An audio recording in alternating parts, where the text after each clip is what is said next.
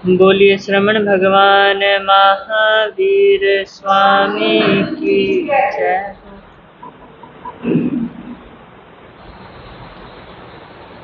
कभी कोई आए यहाँ, कभी कोई जाए, कभी कोई आए यहाँ, कभी कोई जाए। जीव है मुसाफिर और ये, जीव है मुसाफिर और ये जग है सराय रे। दिल क्यों लगाए, कभी कोई आए यहाँ, कभी कोई जाए, कभी कोई आए यहाँ, कभी कोई। जिसने भी आकर यहाँ झंडे गाड़े, उसके ही मौत ने पाव है उखाड़े। जिसने भी आकर यहाँ झंडे गाड़े, उसके ही मौत ने पाव है उखाड़े। नामो निशान तक भी, नामो निशान तक भी नजर न आए रे। दिल क्यों लगाए, कभी कोई आए यहाँ, कभी कोई जाए, कभी कोई आए यहाँ, कभी कोई। इतनी है प्यारे तेरी जीवन कहानी, बचपन सवेरा और दोपहर है जवानी। इतनी है प्यारे तेरी जीवन कहानी, बचपन सवेरा और दोपहर है जवानी। शाम है बुढ़ापा मनो, शाम है बुढ़ापा मनो, ढलती है साए रे। दिल क्यों लगाए, कभी कोई आए यहाँ, कभी कोई, कभी कोई आए यहाँ, कभी कोई जाए। जीव है मुसाफिर और ये, जीव है मुसाफिर और ये जग है सराय रे। दिल क्यों लगाए, कभी कोई आए यहाँ, कभी कोई। दान का मकान बना तोता निहवान है, वह भी बेचारा चंद रोज का मेहमान है। दान का मकान बना पोता निगहवान है, वह भी बेचारा चंद रोज का मेहमान है। पोते का भी पोता यहाँ, पोते का भी पोता यहाँ, मालिक कहाए रे। दिल क्यों लगाए, कभी कोई आए यहाँ, कभी कोई, कभी कोई आए यहाँ, कभी कोई। उनके ही नाम आज दुनिया में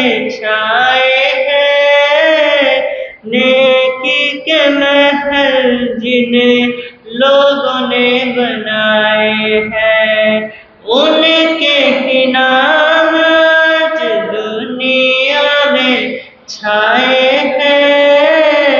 नेकी के महल जिन लोगों ने बनाए हैं, नत्था सिंह उनके ही, नत्था सिंह उनके ही जहाँ गुण गाए रे, दिल क्यों लगाए। कभी कोई आए यहाँ, कभी कोई जाए, कभी कोई आए यहाँ, कभी कोई। जीव है मुसाफिर और ये, जीव है मुसाफिर और ये जग है सराय रे, दिल क्यों लगाए।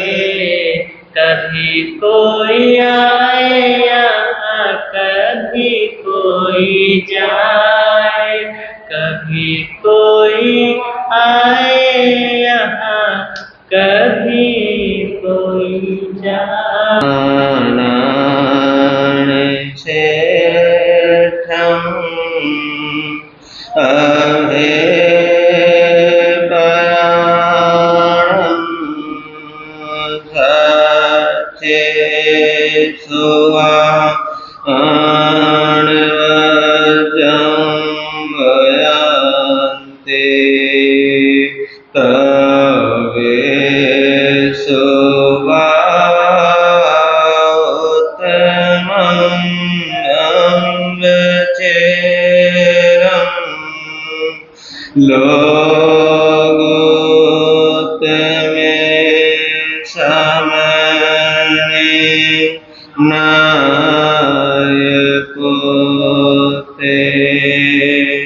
गुरु श्री राम मुनि जी को मेरा हो प्रणाम, जिनका जग में ऊंचा नाम, जिनका जग में ऊंचा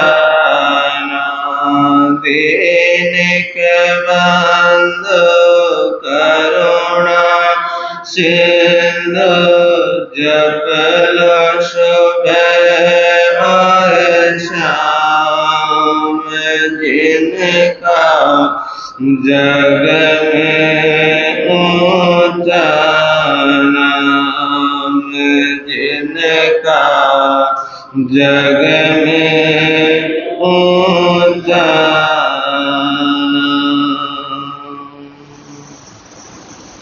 सबसे पहले शासनपति शरवण भगवान महावीर स्वामी की सदाकार जय हो विजय हो।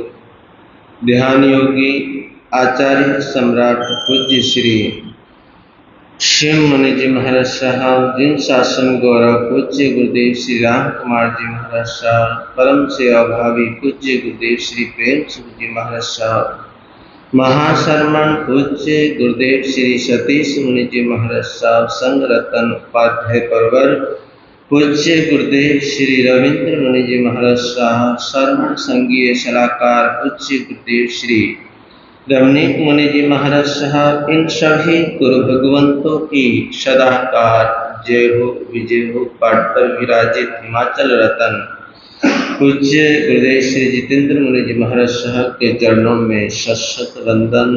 तेजस्वी मुनि, उपस्थित धर्म प्रेमी बंधुओं तथा माता बहनों, आपके समक्ष कुछ देर के लिए कुछ कहूँ, उससे पहले हम सभी मिलकर श्रद्धा के साथ, आस्था के साथ अपने अरिहंत परमात्मा को वंदन करेंगे, नमन करेंगे, नमस्कार करेंगे, क्योंकि अरिहंत परमात्मा की जो देन है, अरिहंत परमात्मा ने जो हमारे को ये दिया है, ये कम कम नहीं है, क्योंकि अरिहंत परमात्मा की वाणी में वो पावर है, वो ताकत है कि उसको सुनकर और सुनने के बाद अगर हम अरिहंत परमात्मा की वाणी के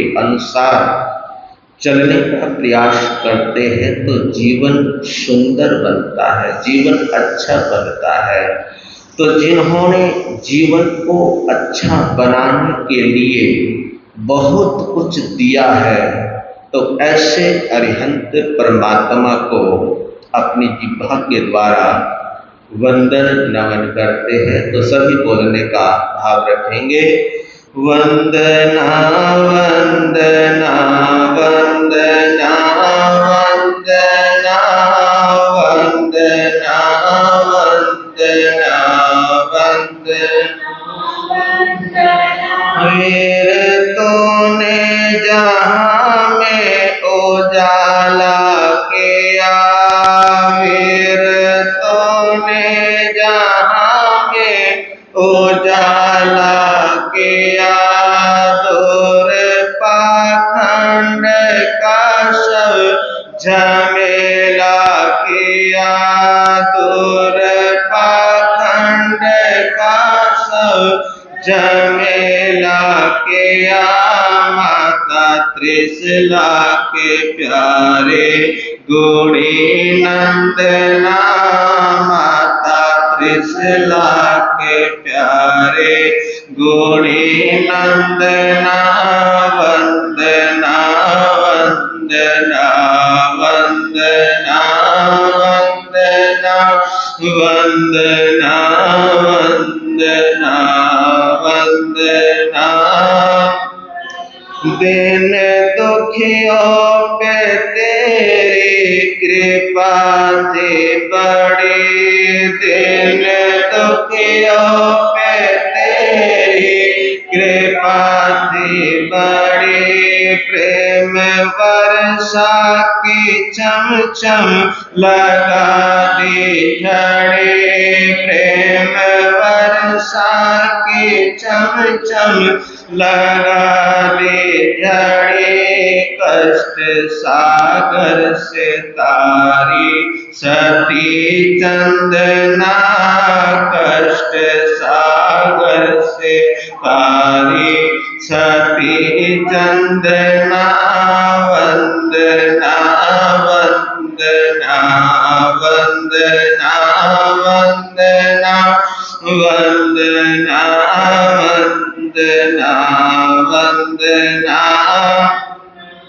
दैत्य दल की विकट घटाए घिरे, दैत्य दल की विकट घटाए गिरे। आफतों की भयंकर बिजलियां गिरी, आफतों की भयंकर बिजलियां गिरी। आपके तीन दिल में जरा स्पंदना, आपके तीन दिल में जरा स्पंदना। वंदना वंदना वंदना वंदना वंदना वंदना वंदना। शांत मन में दया का फवारा छूटा, शांत मन में दया का फवारा छूटा। राक्षसी यज्ञ हिंसा मिटाने जुटा, राक्षसी यज्ञ हिंसा मिटाने जुटा। मूक पशुओं की मेटी करुण क्रंदना, मूक पशुओं की मेटी करुण क्रंदना। वंदना वंदना वंदना वंदना वंदना वंदना वंदना वंदना। प्रार्थना है अमर की प्रभु वीर जी, प्रार्थना है अमर की प्रभु वीर जी। दास की काटिए कर्म जंजीर जी, दास की काटिए कर्म जंजीर जी। धर्म की हो हृदय में सदा स्पंदना, धर्म की हो हृदय में सदा स्पंदना। वंदना वंदना वंदना वंदना वंदना वंदना वंदना वंदना।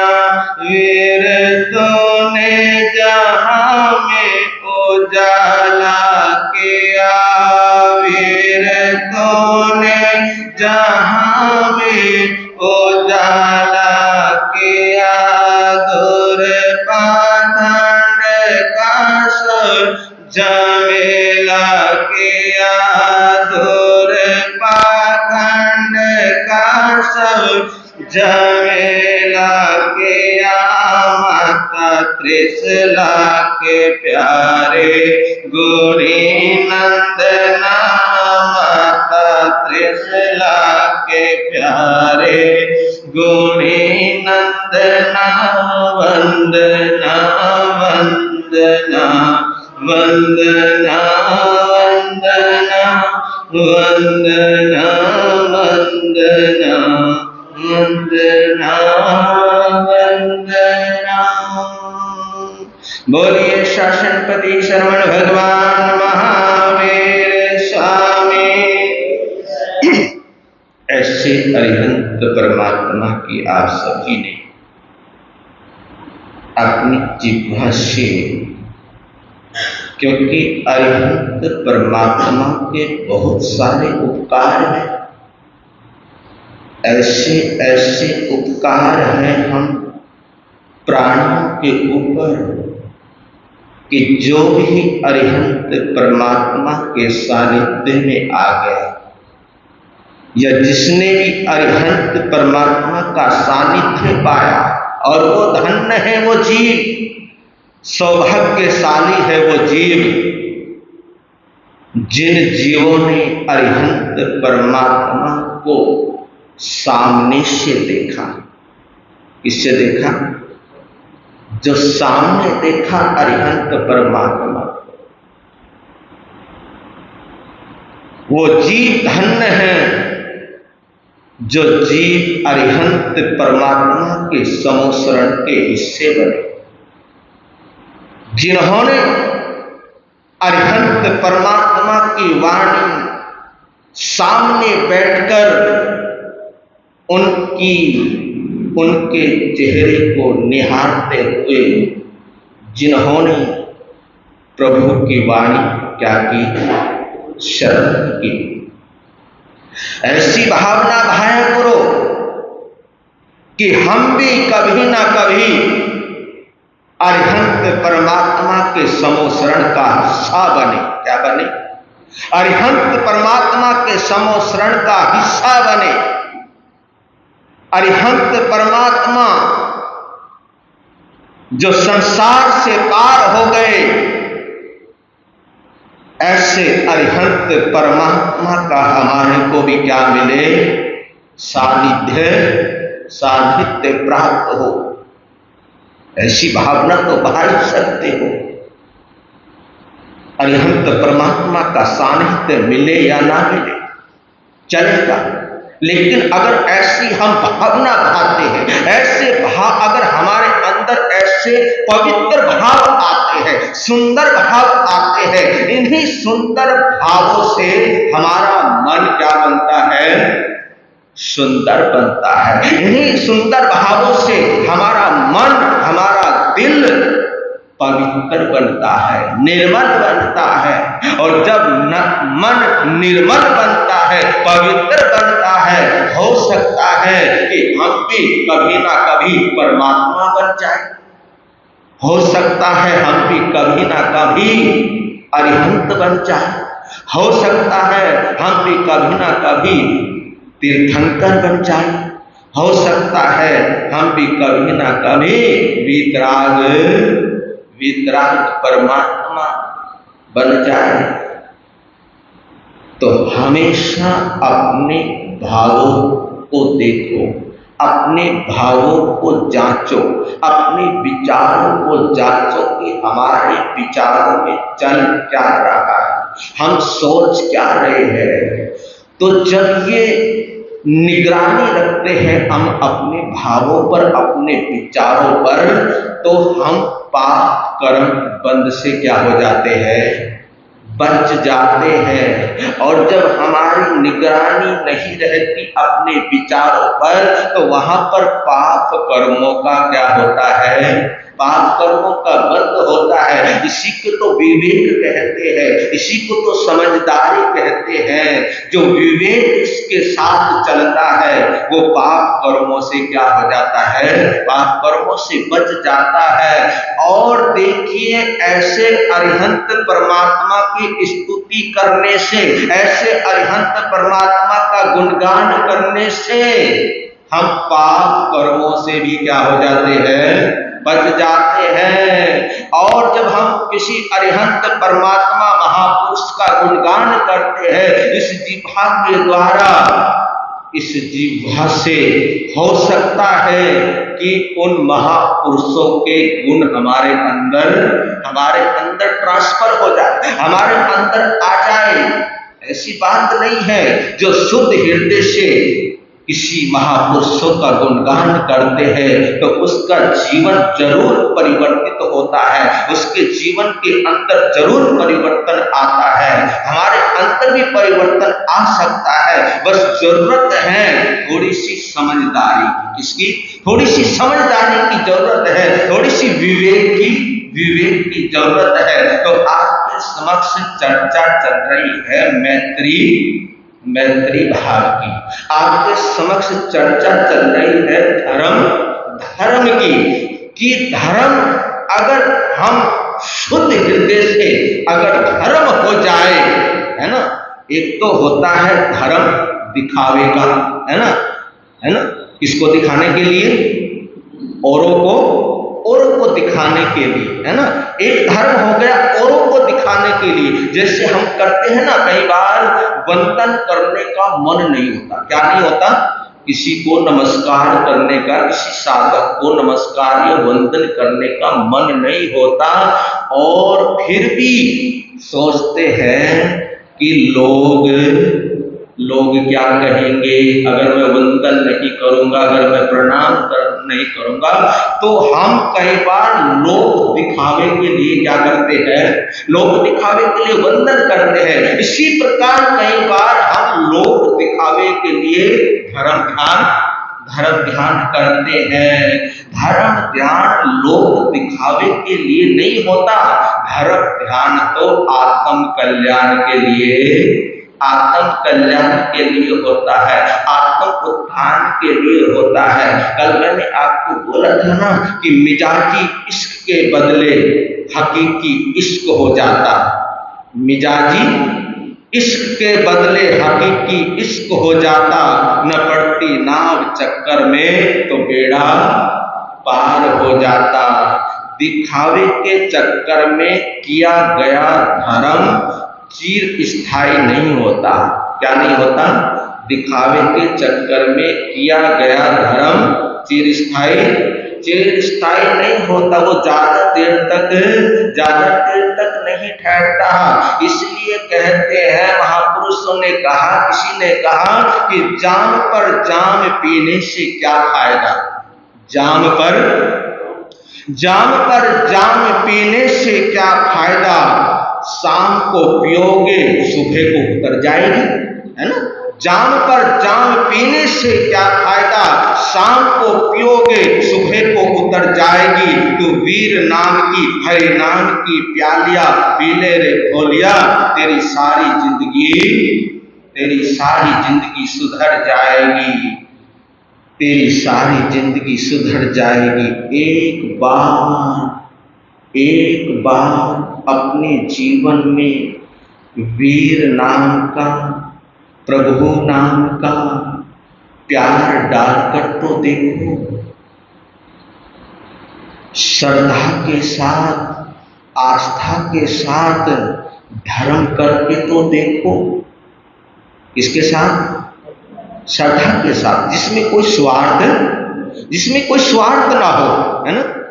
कई बार हम कुछ करते भी है ना, चाहे कुछ कोई सामयिक करते हैं या कोई माला फेरते हैं, है ना, या कुछ भी ऐसी धर्म की क्रिया करते हैं, तो पहले वहां पे कंडीशन हो जाती है, कंडीशन लगा देते हैं कि मैं इतनी सामयिक करूंगा और ये इतनी सामयिक करने से मेरा क्या हो जाए, कार्य क्या हो जाए, कार्य सिद्ध हो जाए।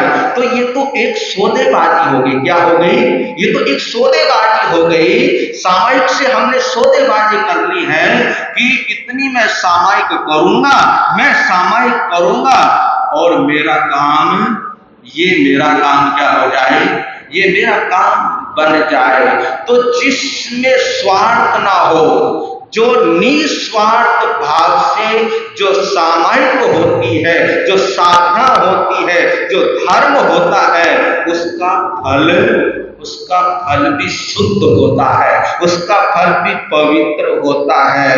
तो कहते हैं कि मस्जिद तो बना दी दावेदारों ने, ईमानदारों ने, मस्जिद तो बना दी दावेदारों ने, ईमानदारों ने, पर नमाजी ना हो सकी,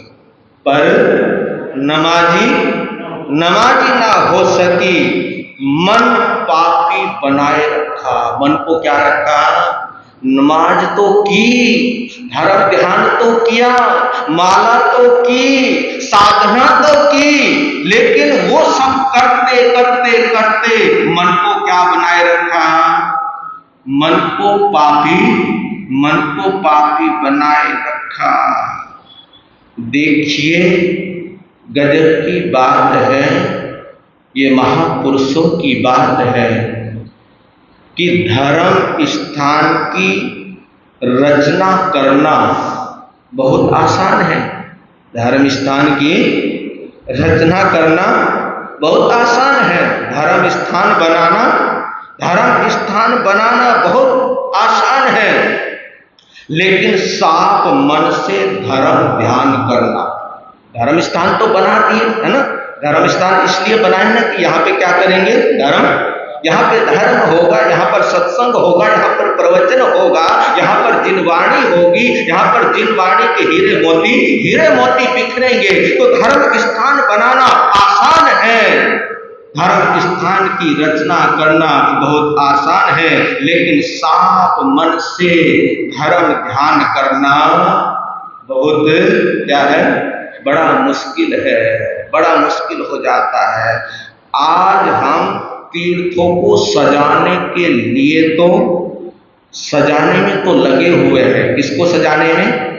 जो तीर्थ है, जो तीर्थ स्थान है, उन तीर्थ स्थानों को आज हम सजाने में तो लगे हुए हैं। भाई, ये तीर्थ स्थान की डेकोरेशन, ये तीर्थ स्थान कैसे चमकाया जाए, कैसे सजाया जाए, बस उन सजाने में हम अपने दिमाग का क्या करते रहते हैं? प्रयोग करते रहते हैं कि धर्म स्थान, ये तीर्थ स्थान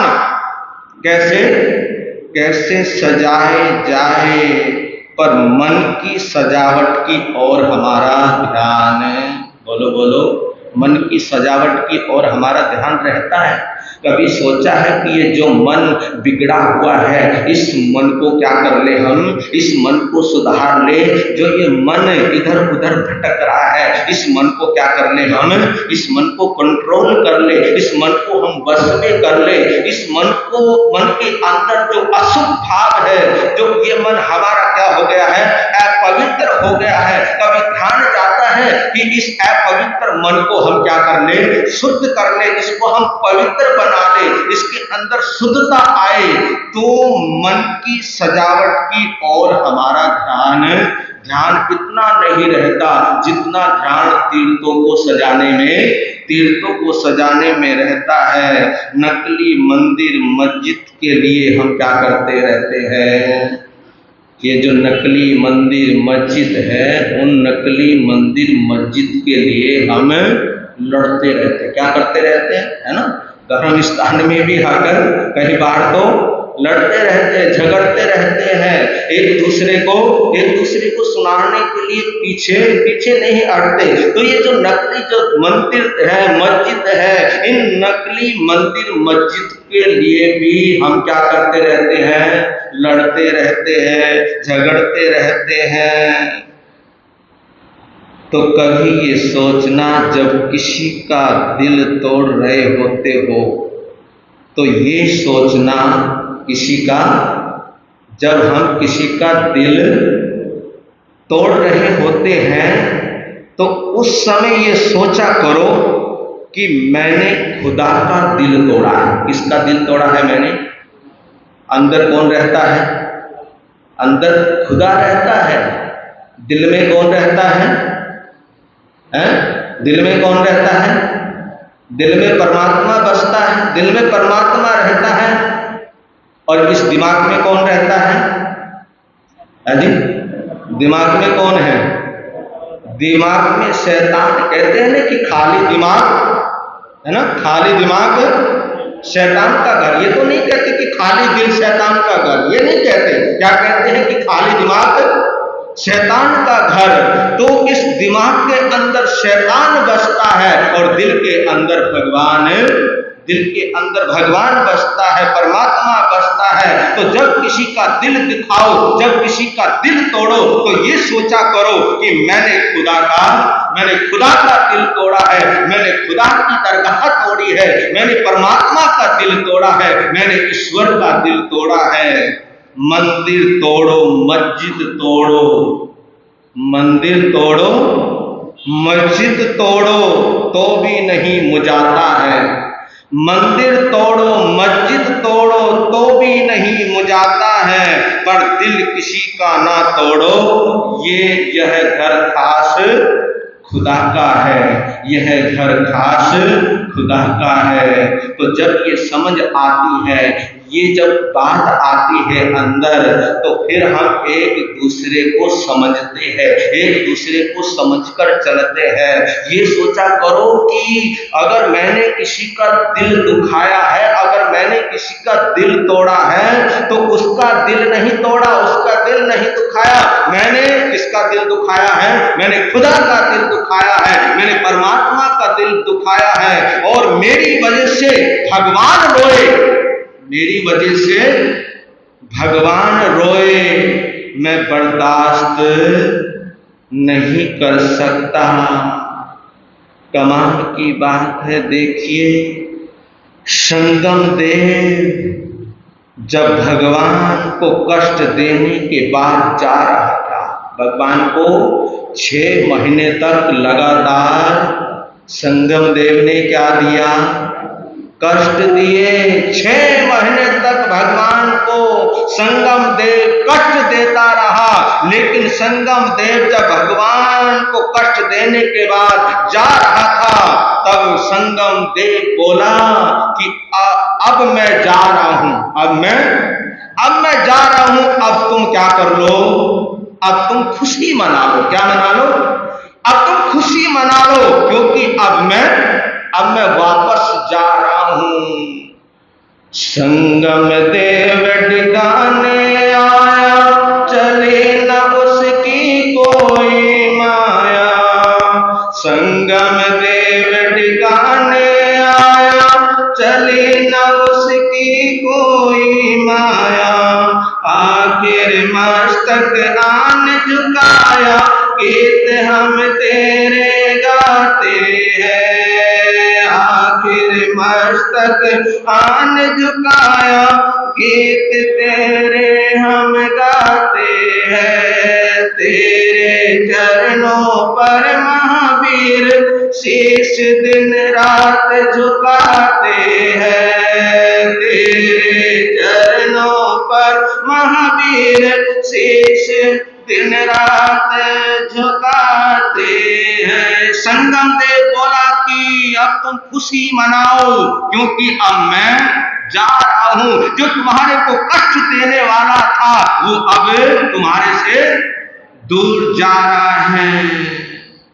मुड़ के देखता है संगम देव की भगवान के चेहरे पे अब तो क्या होगी, अब तो खिलावट होगी, लेकिन भगवान के चेहरे पर तो तब भी कोई सिकुड़न नहीं थी। कब? जब संगम देव कष्ट दे रहा था। भगवान का तो चेहरा उस समय भी क्या था, उस समय भी खिला हुआ था। उस समय भी भगवान के चेहरे पर खिलावट थी, क्योंकि परमात्मा को पता था, भगवान को पता था कि जब तक किए हुए कर्मों का भुगतान नहीं कर लेता तब तक मेरे को मोक्ष की प्राप्ति नहीं हो पाएगी। तो पीछे मुड़कर देखता है कि क्या देखता है कि अब तो भगवान के चेहरे पर क्या होगी, खुशी होगी, अब तो खिलावट होगी, क्योंकि उनको दुख देने वाला अब जा रहा है। परंतु ये क्या, ये कौन सोच रहा है? संगम देव सोच रहा कि ये क्या, कि भगवान की आंखों में आंसू बह रहे हैं, भगवान की आंखों में आंसू बह रहे हैं। कमाल की बात है, 6 महीने तक मैं क्या देता रहा, भगवान को कष्ट देता रहा, लेकिन भगवान की आंखों में से एक बार भी आंसू नहीं निकले हैं। लेकिन मैं अब जा रहा हूं तो भगवान क्या है, भगवान रो रहे हैं, भगवान की आंखों में आंसू। पूछा कि तुम रो क्यों रहे हो, तुम रो क्यों रहे हो? तब अरिहंत परमात्मा कहते हैं, महावीर बोले मेरा उपकारी जा रहा है, मेरा उपकारी। उसको क्या मान रहे हैं? संगम देव को क्या संबोधन दिया कि मेरा उपकारी जा रहा है, इसलिए मेरी आंखों में आंसू आ गए। मेरे कर्मों का बोझ अपने ऊपर लेके जा रहा है, इसलिए मेरी आंखों में आंसू आ गए। अरे संगम, तेरा भविष्य कितना दुखदायी होगा, उसको देखकर मेरी आंखों में आंसू आ गए। ये सोचकर मैं रो रहा हूं, ये सोचकर रो रहा हूं। अब तेरा क्या बनेगा, अब तेरा क्या होगा, अब तेरा क्या बनेगा, ये सोचकर मेरा दिल रो पड़ा, ये सोचकर मेरा दिल रो पड़ा। देखिए कितनी करुणा है महावीर के अंदर। दुश्मन को भी क्या बतला रहे हैं, वो उपकारी बतला रहे। क्या बतला रहे हैं कि ये दुश्मन नहीं है, ये क्या है, ये मेरा उपकारी है। कभी तुम्हारा दिल रोया? क्यों जी यमुनानगर वालों, कभी तुम्हारा दिल रोया ऐसे दुश्मनों के लिए? ऐसे दुश्मनों के लिए कभी तुम्हारा दिल रोया? अगर दुश्मन का अगर नुकसान भी हो जाए ना, है ना, किसी दुश्मन का क्या हो जाए, अगर नुकसान भी हो जाए तो अंदर ही अंदर लड्डू फूटते हैं, घी के दिए जलाते हैं। यदि अपने दुश्मन को दिल से भी बुरा ना चाहो, अगर यदि अपने दुश्मन का, जिसको आप दुश्मन मान चुके हो, ये जो हमारे साथ जो बुरा और अच्छा होता है, ये बुरा अच्छा हमारी ही क्या है, अपनी ही कमियों से होता है, हमारी ही अपनी देन से होता है। अगर कोई हमारे साथ बुरा करता है, दगा देता है, तो कभी ना कभी हमने भी उसके साथ क्या किया होगा, बुरा किया होगा, उसको दगा दिया होगा। अगर हमारे साथ कोई आज अच्छा करता है तो हमने भी कभी ना कभी उसके साथ अच्छा किया होगा। तो भैया ये तो कर्मों का लेखा जोखा है। जो तुम्हारे साथ बुरा कर रहा है उसका कोई वो बुरा नहीं है। जो तुम्हारे साथ क्या कर रहा है वो बुरा नहीं है। तो बुरा क्या है फिर? बुरा तुम्हारे अपने कर्म हैं। वो कर्म जो तुम्हारे बुरे कर्म हैं, वो ही बुरे कर्म उस व्यक्ति को बुरा करने के लिए मजबूर कर देता है। अगर ये सोच आ जाए, अगर कर्म थ्योरी को आप समझ लो, अगर महावीर की भाषा को आप समझ लो, तो फिर आप भटकोगे नहीं है। तो जो अपने दुश्मन का दिल से भी बुरा नहीं चाहता हो, तो समझो वो भगवान के निकट आ जाता है, वो परमात्मा के निकट पहुंच जाता है, वो धर्म के निकट पहुंच जाता है।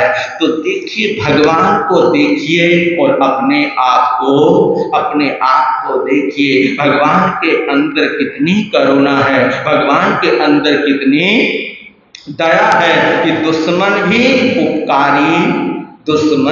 उपकारी नजर आता है। तो ये नजर का खेल है। किसका? ये नजर का खेल है। हमारी भी नजर वैसी ही बने जैसे हमारे परमात्मा की नजर है। जो गम किसी को हमने दिए, वो गम तो हमको लेने पड़ेंगे, लेने पड़ेंगे, लेने पड़ेंगे, लेने पड़ेंगे, लेने पड़ेंगे। क्या जो गम किसी को हमने दिए, वो गम तो हमको लेने पड़ेंगे। भले का भला, बुरे का बुरा नतीजा मिला करता है। करके बुरा और चाहे भला, ये हरगिज नहीं हो सकता है। जो कर्ज हमने ले लिए, वो कर्ज तो हमको देने पड़ेंगे, लेने पड़ेंगे, लेने पड़ेंगे, लेने पड़ेंगे, लेने पड़ेंगे। क्या जो गम किसी को हमने दिए, वो गम तो हमको लेने पड़ेंगे। ले चलता हूँ आपको चंपापुरी के बाहर चबूतरे के ऊपर जूता। जो कोई परदेशी आता पहले 12 जूते मारता, फिर नगरी को देखने जाता। ये रहस्य है इस कहानी का, और इस रहस्य को खोलना है उज्जैनी का सेठ लक्ष्मीधर अपने सेवक रामू के समक्ष।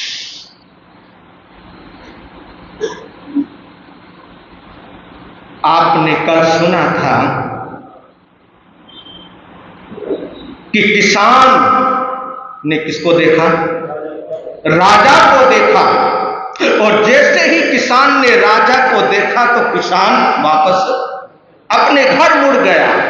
राजा ने अपने अंगरक्षकों को पीछे लगा दिया कि जाओ किसान को राजमहल में लेकर आओ। किसान राजमहल में आ गया। यहां तक आपने सुना था। कहा कि जय हो महाराजा धीराज की जय हो। जिस किसान को आपने बुलाया था वो किसान आपके समक्ष खड़ा हुआ है। राजा की नजर किसान से मिली और किसान की नजर राजा से मिली।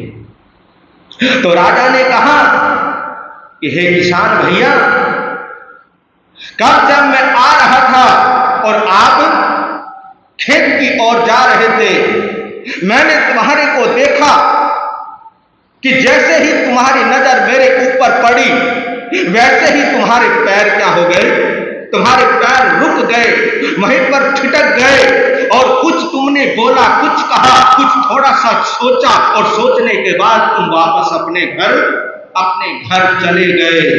तुम खेत में क्यों नहीं गए? कहा कि राजन, इस क्यों का मैं जवाब नहीं दे सकता। क्या नहीं कर सकता? कहा कि हे धनदाता, मैं इस क्यों का जवाब नहीं दे सकता। चाहे मेरी जीभ गल जाए, मेरी जीभ कट जाए, मैं इस क्यों का जवाब बिल्कुल नहीं दे सकता। क्यों नहीं दे सकते? राजा ने कहा कि क्यों नहीं दे सकते? डरो मत, घबराओ मत, क्योंकि राजा की जो प्रजा होती है वो प्रजा राजा की संतान की तरह होती है, और जो संतान होती है वो संतान अपने माता पिता से घबराया नहीं करते। वो जो संतान होती है वो संतान अपने माता पिता से कुछ छुपाया नहीं करते, क्योंकि मैं तुम्हारा क्या हूं? मैं तुम्हारा राजा हूं और तुम हमारी क्या हो? संतान हो। कहा कि राजन, चाहे तुम मेरे को मरवा दो, चाहे तुम मेरे को फांसी दिलवा दो, लेकिन मैं इस क्यों का जवाब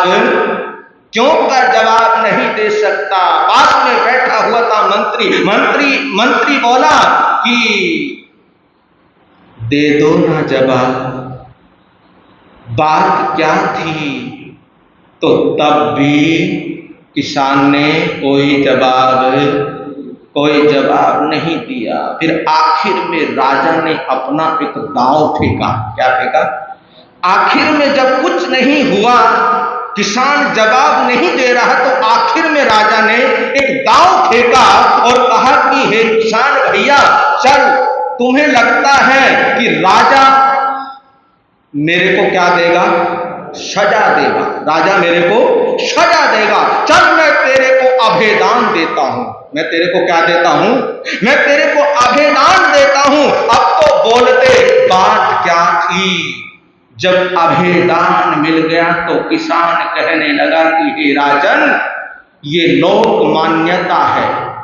लोग ऐसा सोचते हैं, लोग ऐसा मानते हैं कि कोई सुबह सुबह किसी कार्य के लिए जा रहा हो और उधर से कोई निसंतान राजा आ जाए, और सुबह सुबह निसंतान राजा का अगर वो मुंह देख ले तो उस कार्य को उसको टाल देना चाहिए। हे राजन, मेरा मन पापी हो गया। क्या हो गया? मेरा मन पापी हो गया। मेरे पास एक छोटा सा जमीन का टुकड़ा है। क्या है? एक छोटा सा जमीन का टुकड़ा है। उस छोटे से जमीन के टुकड़े से ही हम अपनी क्या चलाते हैं? हम अपनी गृहस्थी चलाते हैं। जो उसके अंदर बोते हैं, जो अनाज बोते हैं, उसी अनाज से हम अपना पेट भरते हैं। छोटा सा वो जमीन का टुकड़ा। तो हे राजन, ये मन पापी हो गया। मैंने सोचा कि सुबह सुबह निसंतान राजा का मुंह देख लिया, अब मुझे वापस जाना चाहिए, क्योंकि कोई भरोसा नहीं। जो मैं बीज डालूंगा, जो मैं बीज बोऊंगा, वो बीज उगेंगे या नहीं उगेंगे। जब ये सुना राजा ने, तो राजा को अंदर से इतनी पीड़ा हुई, इतना दुख हुआ, अंदर से इतना परेशान हुआ। राजा सोचने लगा, चिंतन करने लगा कि लोग तो कहते हैं कि वंश को चलाने के लिए औलाद की जरूरत पड़ती है। किसको? वंश को चलाने के लिए औलाद की जरूरत पड़ती है। राजा को एक उत्तराधिकारी मिल जाता है, लेकिन मेरे को नहीं मालूम था कि निसंतान व्यक्ति का मुंह देखने से अशुभ माना जाता है। मेरे को ये मालूम नहीं था। अंदर से इतना पीड़ित हुआ, इतना दुखी हुआ, लेकिन उस गम को अंदर ही अंदर पी गया और चेहरे पर मुस्कुराहट लाते हुए मंत्री को कहा कि मंत्री जाओ, 2 समय में जितनी भी फसल होती है उतना अनाज इस किसान को दे दिया जाए।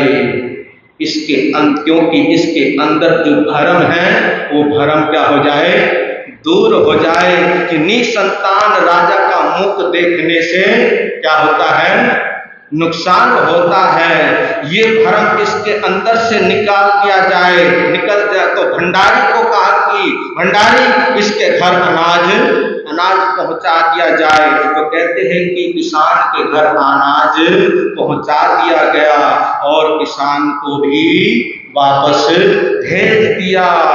सभा विसर्जित होती है, सब चले जाते हैं। राजा उठा अपने सिंहासन से और अपने कमरे में, अपने कक्ष में चला गया।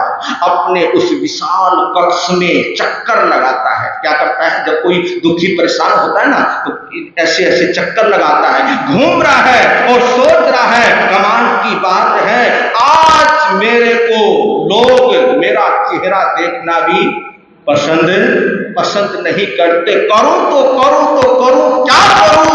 इतने में मंत्री आया। मंत्री ने दरवाजा खोला, कहा कि राजन, कहा कि बस अब नहीं, फिर चर्चा करेंगे।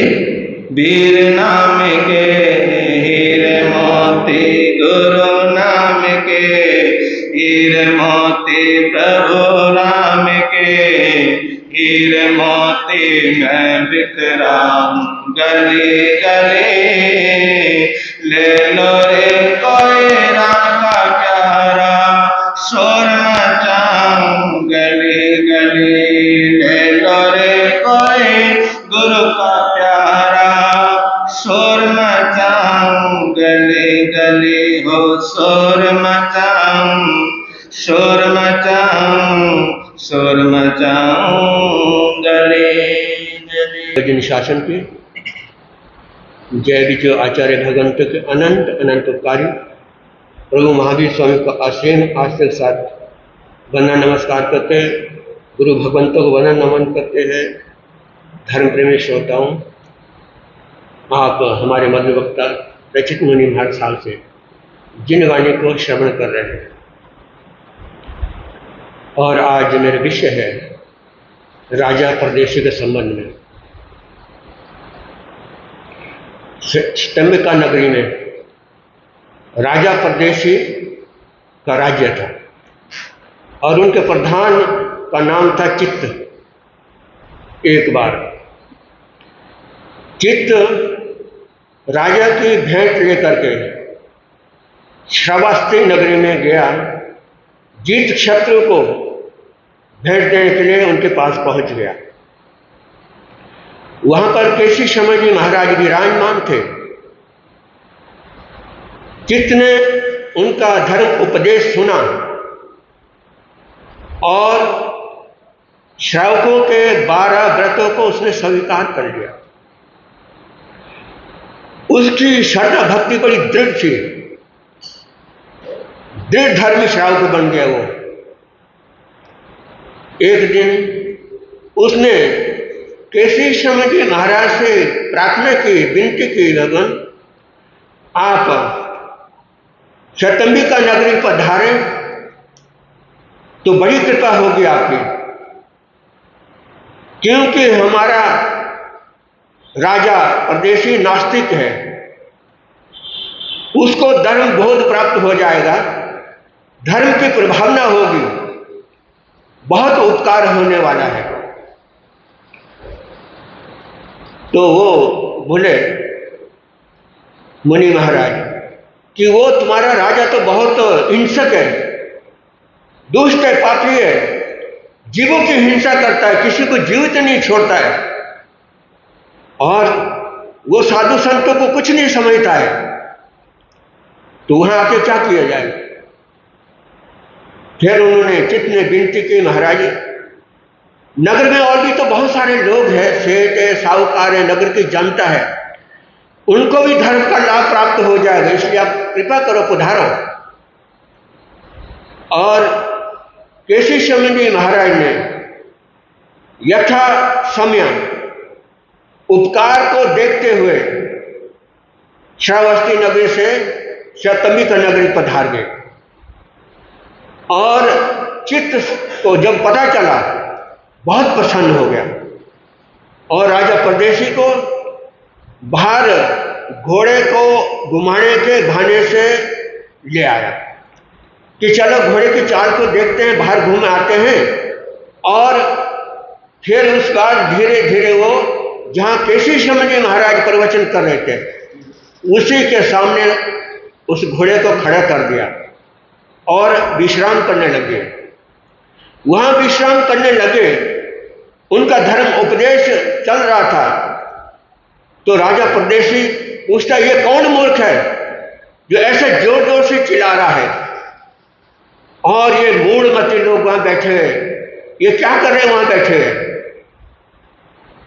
तो फिर चित्त सारथी ने कहा कि महाराज ये बहुत बड़े ज्ञानी संत हैं, ये जीव और शरीर को अलग मानते हैं, ये गुण ज्ञानी है, ये बहुत सुंदर धर्म उपदेश देते हैं।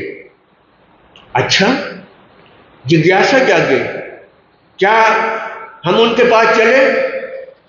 और मंत्री तो वही चाहता था कि चलो महाराज। वहां पर पहुंच गए, पहुंचते ही प्रश्न करना शुरू कर दिया, महाराज आप जीव और शरीर को अलग मानते हैं? महाराज ने कहा कि तुम मेरे चोर हो। मैं चोर हूं? आश्चर्यचकित हो गया, मैंने तो आज तक किसी की चोरी की नहीं, मैं चोर हूं। लेकिन राजा विवेकशील था, समझदार था, बुद्धिमान था, और उसने विचार किया हो, क्योंकि मैंने इनको वंदना नमस्कार नहीं किए, नमस्कार नहीं किया, वंदना नहीं किए, ये मेरा व्यवहार चुंगी ना चुकाने जैसा ही है, इसलिए इनका कहने का आशय यही है, मैंने इनको वंदना नमस्कार नहीं किया। दोबारा से उन्होंने वंदना की, नमस्कार किया, और फिर उनसे आगे ली, महाराज यहां बैठूं। और महाराज ने कहा, ये पृथ्वी तुम्हारे अधिकार में है। और ये सुनकर के वो एकदम प्रभावित हो गया, उसने समझ लिया कि ये कोई सामान्य संत नहीं है, ये बहुत बड़े ज्ञानी है, और मेरी जिज्ञासा का समाधान इनसे अच्छी तरह हो सकता है। फिर पूछा, महाराज क्या आप जीव और शरीर को अलग मानते हैं? हाँ राजन, हम अलग मानते हैं। कैसे? जैसे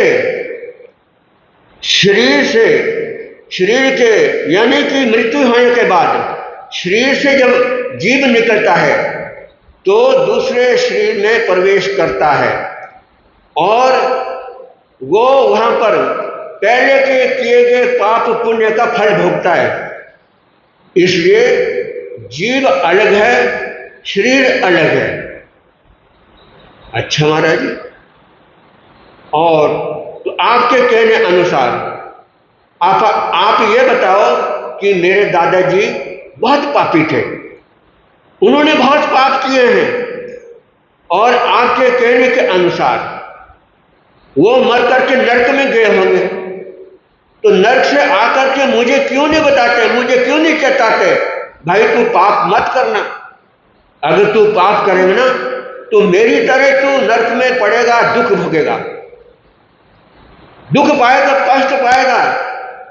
अगर वो आकर के मेरे को बताएं, चेताएं, तब मैं मानूंगा कि जीव अलग है, शरीर अलग है।